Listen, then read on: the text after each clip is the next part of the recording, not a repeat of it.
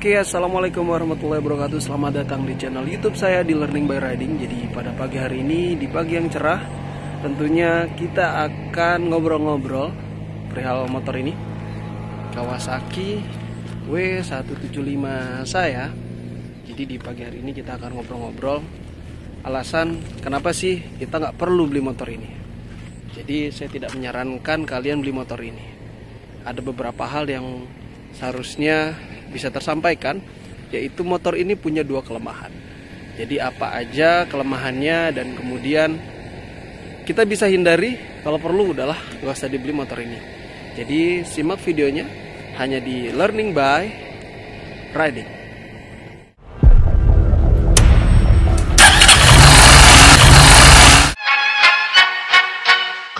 Takten alla Bullfest hela dagen. Mjöl från livets grottekvarn. Bullfest hela dagen.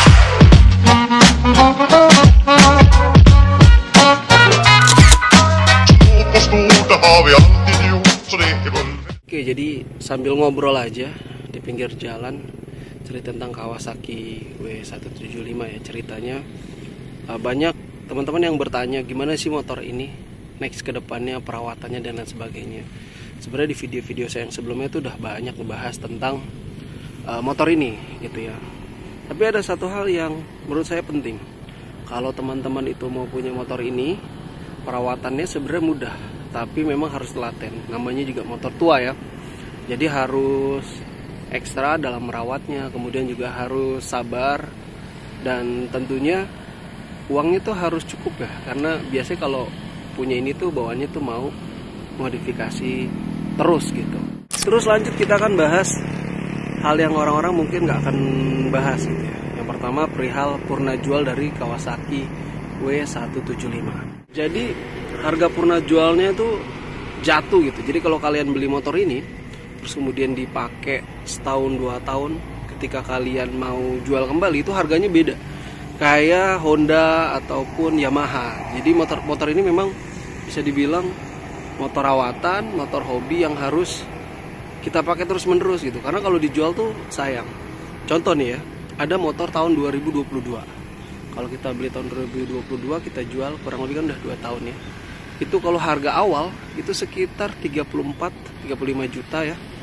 Kalau kita jual tuh udah di atas 18 juta, 20 aja udah bagus. Bahkan ada di komunitas yang nanya apakah dapat ya 16 atau 15 juta gitu tahun 2022 gitu. Jadi motor ini tuh bisa dibilang jatuh harganya kalau misalnya kita mau jual. Kenapa sih bisa jatuh gitu? Kalau menurut saya pertama adalah faktor karena ini bukan Honda. Jadi kalau Honda ya kayak gimana pun harganya masih bagus gitu ya. Padahal secara build quality saya rasa Kawasaki termasuk motor yang awet ya, secara build quality, kemudian secara produksinya juga nggak asal-asalan lah seperti itu. Contoh nih ya, saya berikan contoh build quality. Kita bicara build quality ya, misalnya swing arm gitu ya, rangka-rangka lah, misalnya rangka-rangka bisa kalian lihat. Ini nggak ada yang namanya silikat-silikat tuh nggak ada, rapi semuanya gitu ya. Bahkan ini spakbor ya, ini spakbornya nih itu dari besi gitu. Jadi tuh pengguna Kawasaki W175 memang bisa dibilang orang-orang pilihan. Dari secara tampilan gitu kita udah tahu ini motor keker kan, banyak kan besinya, tapi di jalan tuh masih jarang. Mungkin karena orang lebih suka matic ya. Jadi kalau matic kan lebih gampang, lebih mudah gitu. Coba aja dilihat. Contoh nih, untuk besi footstep ya. Ini besi tebal banget nih, benar-benar tebal. Ini besinya besi bolong begini, kalau kelihatan ya. Tapi tebal. Nggak ada tuh yang namanya karat. Nggak ada yang namanya karat. Bahkan aksesorisnya aja kayak gini-gini nih, pilihannya tuh banyak. Harga-harga 500 tuh udah dapet bagus gitu. Oh iya, informasi nih ya. Jadi spionnya saya kembalikan ke awal, ya sebenarnya bosan aja sih buat ganti-gantian aja. Sebelumnya kan model yang chrome klasik kotak, kita kembalikan lagi ke yang bulat gitu. Terus oh ya, kalau ini saya pakai punyanya VR Karya ya, VR Karya. Kemudian kemarin sempat nih kita ganti cakramnya pakai punya KZ. Memang lebih tipis sih dibandingkan aslinya, tapi oke kok, nggak tipis-tipis banget, masih oke juga gitu. Secara all sebenarnya motor ini menjanjikan sih sebenarnya. Maksudnya durabilitasnya itu bagus gitu. Jadi nggak asal apa ya motornya, nggak asal jalan lah. Perawatannya pun mudah karena masih karburator. Paling selera aja sih buat orang-orang yang nggak suka sama motor-motor jadul. Ya ini tentu bukan pilihan kalian gitu.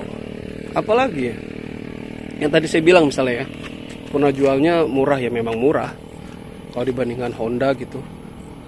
Hancur banget tahun 2022, 2021 gitu ya, ada yang dijual 17, 16 juta. Kalau saya pengen punya motor kayak gini terus budgetnya minim, ya mendingan beli Kawasaki sih, W175 gitu. Ini kita singkirin dulu deh. Dalamnya taruh sini kali ya, biar bisa kelihatan secara full. Jadi motor kayak gini secondnya tuh murah banget. Makanya kalau teman-teman punya uang terus beli motor ini, suatu saat ketika butuh setelah setahun, 2 tahun, 3 tahun pengen jual lagi, harganya drop. Nah ini kenapa saya bilang nggak saya rekomendasiin deh motor ini kalau memang dipakai nanti buat untuk dijual lagi. Insya Allah sih motor ini nggak akan saya jual, pakai aja lah sawet-awetnya sampai kapan gitu ya. Mungkin nanti kalau anak saya mau pakai motor ini ya nggak apa-apa juga gitu. Sayang kalau dijual gitu. Terus apa lagi kekurangannya? Oke, nanti saya cerita kenapa nggak harus beli motor ini.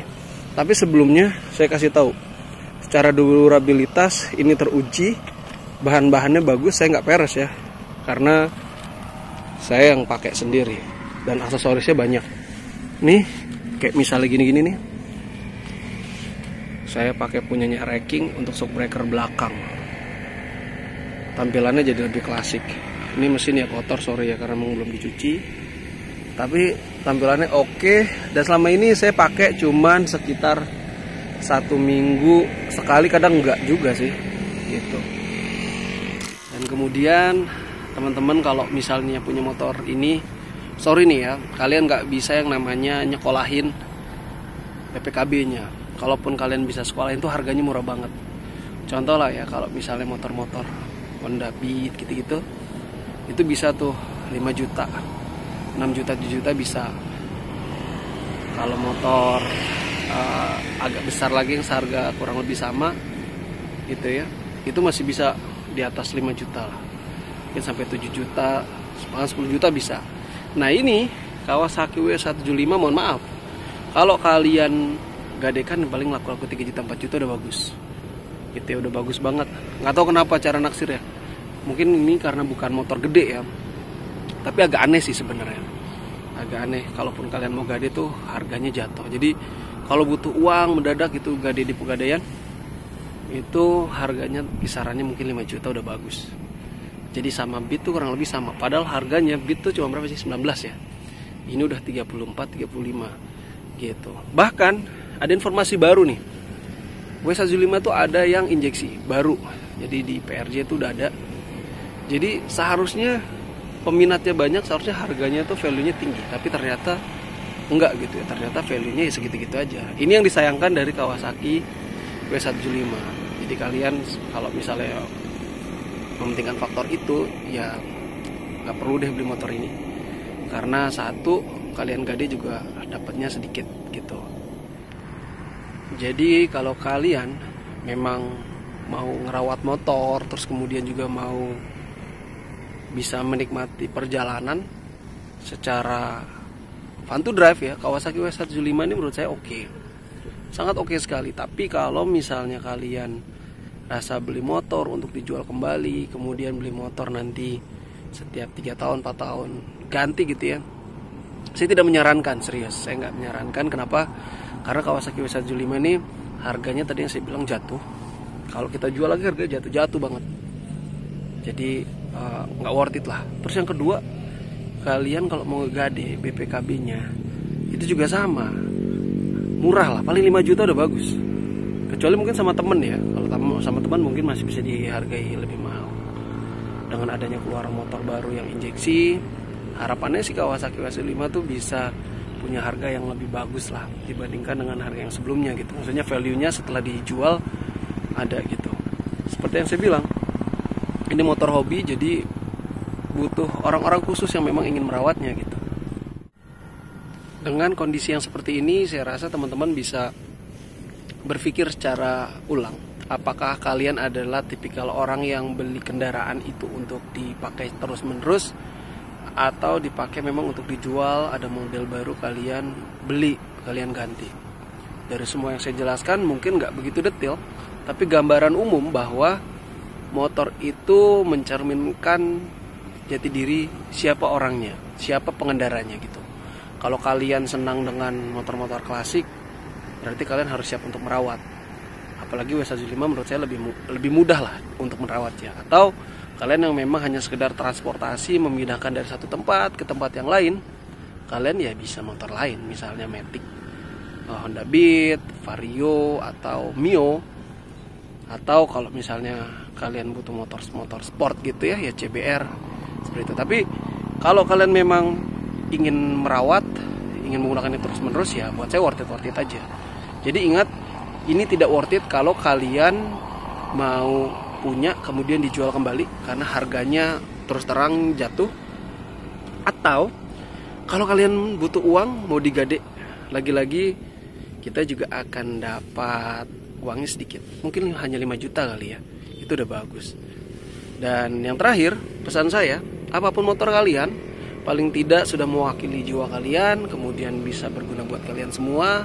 Dan terlebih lagi ya, yang paling penting adalah kita sanggup merawatnya. Baik, saya rasa itu untuk video kita kali ini, ngobrol-ngobrol tentang Kawasaki W175. Buat kalian yang belum punya, semoga punya. Kalaupun sudah punya, bisa dirawat. Dan buat yang belum punya, bisa tahu bahwa motor ini bukan motor yang oke kalau sudah punya kemudian dijual lagi. Jadi purna jualnya jelek. Apalagi buat digade-gade, itu juga gak worth it lah. Baik, saya rasa itu untuk video kali ini. Terima kasih, semoga informasinya bermanfaat. Jangan lupa di subscribe, di like, kemudian komen hanya di Learning by Riding. Wassalamualaikum warahmatullahi wabarakatuh. Fest hela dagen. Mjöl från livets grottor kvar. Fullfest hela